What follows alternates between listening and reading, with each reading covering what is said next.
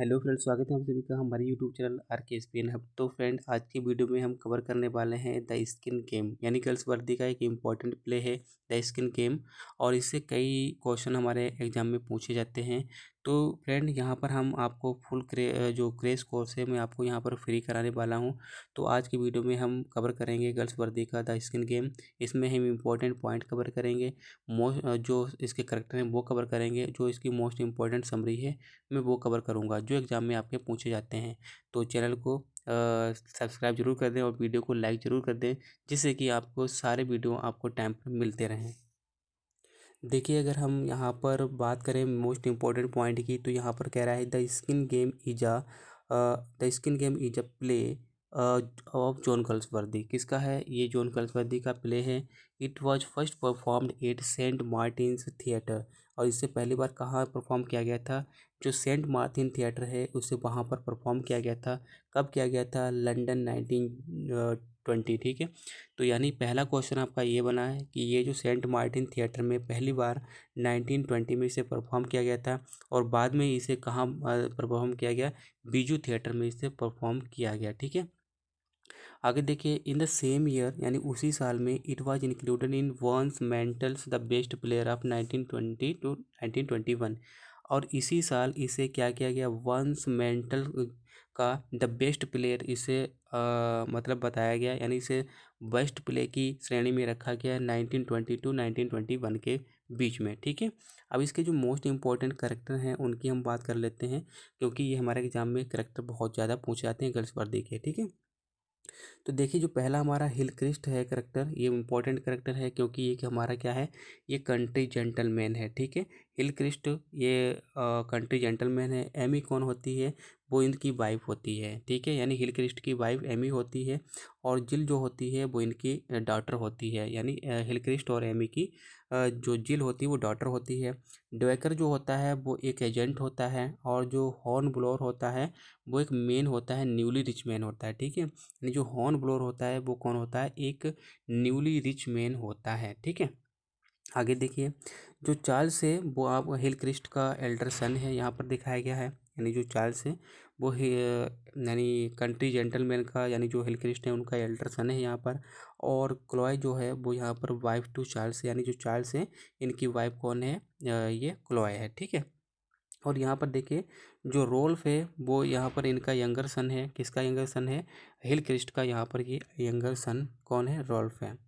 आगे देखिए, जो फेलोज हैं यानी वो हिल क्रिस्ट की बटलर है। ठीक है, यानी जो फेलोज का नाम का एक करेक्टर है, तो ये कौन है? ये हिल क्रिस्ट का बटलर है। ठीक है, आगे देखिए, एना कौन है? एना जो है वो क्लॉयज की मेड है, यानी और क्लॉय कौन है? वो चार्ल्स की वाइफ है, और हिल क्रिस्ट की कौन है? वो बहू है, आप कह सकते हो डॉटर इन लॉ है। ठीक है, तो एना कौन है? ये क्लॉयज की मेड है। आगे देखिए, यहाँ पर जो द जेक मैन्स हैं वो कौन है? मैन एंड वाइफ हैं दोनों, यानी जेक मैन के नाम के दो करेक्टर हैं, वो मैन एंड वाइफ हैं। ठीक है, आगे देखिए, जो यहाँ पर हमारा मोस्ट इम्पॉर्टेंट पॉइंट है, कह रहा है कि एन ऑक्शनर भी इसमें है, एक सोलिसिटर भी इसमें है, और टू स्ट्रेंजर व्यक्ति इसमें भी हैं। ठीक है, अब हम यहाँ पर इसकी समरी की बात करते हैं, जिससे हमारा पूरा प्ले हमारे समझ में आ जाएगा। ठीक है, देखिए, आप अगर आप ये आपको फ़ॉन्ट बहुत ही छोटा लग रहा हो तो आप अपने फ़ोन को फुल स्क्रीन पर कर सकते हैं, रोटेट कर सकते हैं, जिससे आपको ये पूरा अच्छे तरीके से दिखाई देगा।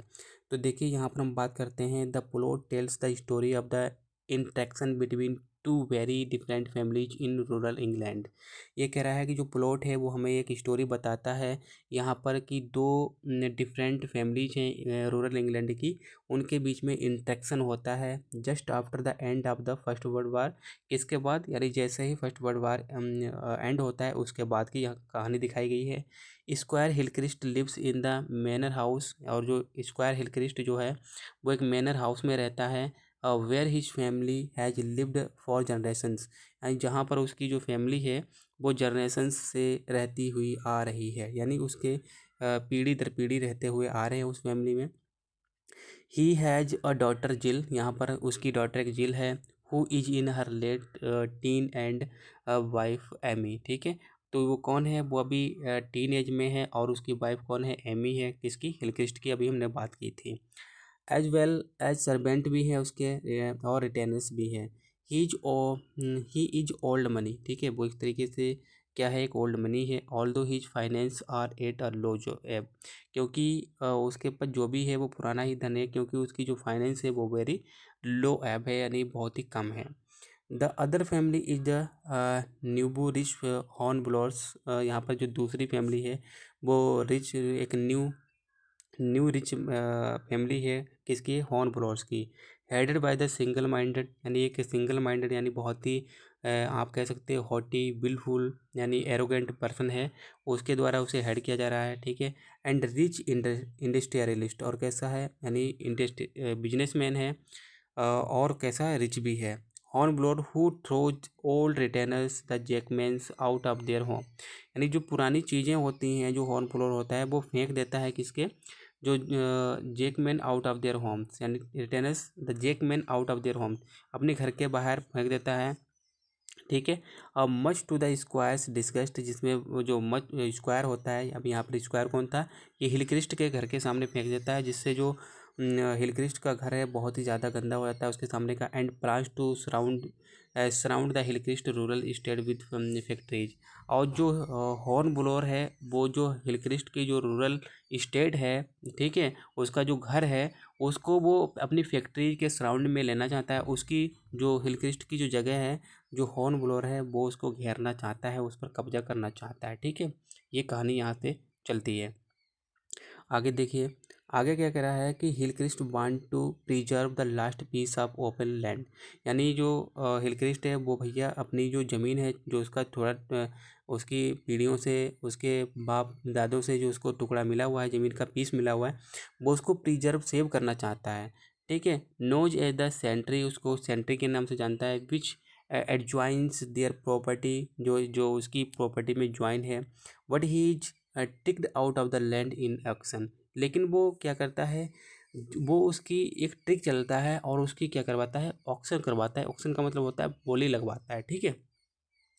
The Hillcrest plan to get even the upstart Hornblower and fortuitously learned a dark secret about Mr. Hornblower's daughter-in-law Chloe, who had open supported herself as the other party in divorce। अब यहाँ पर क्या बात है, जो हिलक्रिस्ट है एक plan बनाता है कि get even with the upstart Hornblower and futuristly learn a dark secret about Mr Hornblower's daughter in law, यानी यहाँ पर जो हिलक्रिस्ट है वो ये प्लान बनाता है कि जो हॉर्न ब्लोअर है उसको वो फंसाएगा, ठीक है।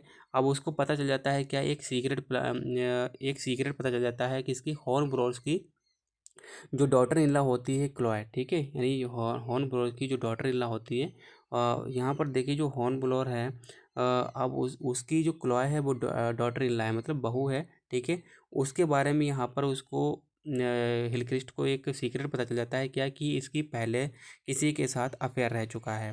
वो had supported herself as the other party, यानी जिसमें वो अपने आप को दूसरी पार्टी का समझती है इन डाइवोर्स केसेस। अब यहाँ पर केस क्या आता है कि यहाँ पर एक सिचुएशन ऐसी आ जाती है कि डाइवोर्स की नौबत आ जाती है, ठीक है, क्योंकि वो अब उसकी फैमिली में उसको बता दिया गया है कि इसका हिलक्रिस्ट ने बता दिया है कि इसका शादी से पहले कहीं अफेयर था, ठीक है। तो वो काफ़ी यहाँ पर जो सिचुएशन है वो बहुत ही क्रिटिकल उसके घर में खड़ी हो जाती है, ठीक है।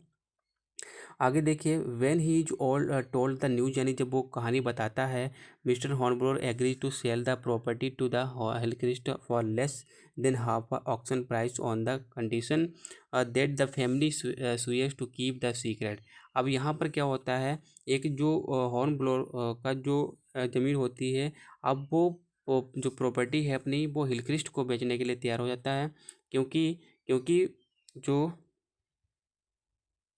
क्योंकि जो हॉर्न ब्लोअर है, ठीक है, अब अपनी फैमिली की इज्जत बचाने के लिए जो हिलक्रिस्ट की जो हिलक्रिस्ट को वो एक ज़मीन का टुकड़ा था उसकी फैक्ट्री के सामने, वो अब कम दाम पर बेचने के लिए तैयार हो जाता है। और क्यों, ऑन द यहाँ पर देखिए, the condition that the family swears to keep the secret, जिससे कि उसकी फैमिली का सीक्रेट यानी बना रहे। But the news leaks out via the unprincipled docker, लेकिन भैया जो न्यूज होती है, जो डॉकर एक बताया गया था ना, एक हिलक्रिस्ट का एजेंट होता है, उसके द्वारा न्यूज खो यानी लीक हो जाती है। एंड हॉर्न ब्लोअर्स एनिमी, जो हॉर्न ब्लोअर्स का एनिमी भी होता है, ठीक है। Chloe Hornblowers goes to the Hillcrest, यानी जो क्लॉय हॉर्न ब्लोअर होती है वो हिलक्रिस्ट के पास जाती है, begging them to help keep the secret from her husband. और वो उससे भीख मांगती है कि वो जो सीक्रेट है उसके हस्बैंड से छिपा कर रखे। Who is aware that something is going on, यानी उस जिससे वो अवेयर होता है कि कुछ तो चल रहा है।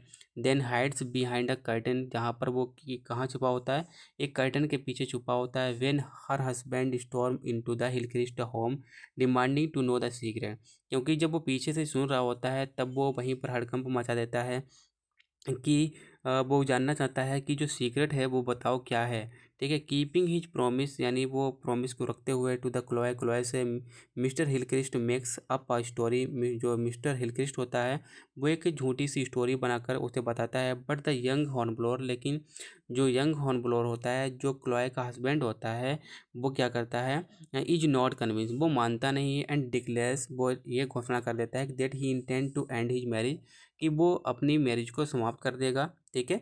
और even the Chloe is pregnant, यहाँ तक कि जो क्लो थी वो प्रेग्नेंट थी। अपॉन हियरिंग दिस, या सुनते ही क्लो जो होती है वो runs to the lily lily pond outside the Hillcrest home.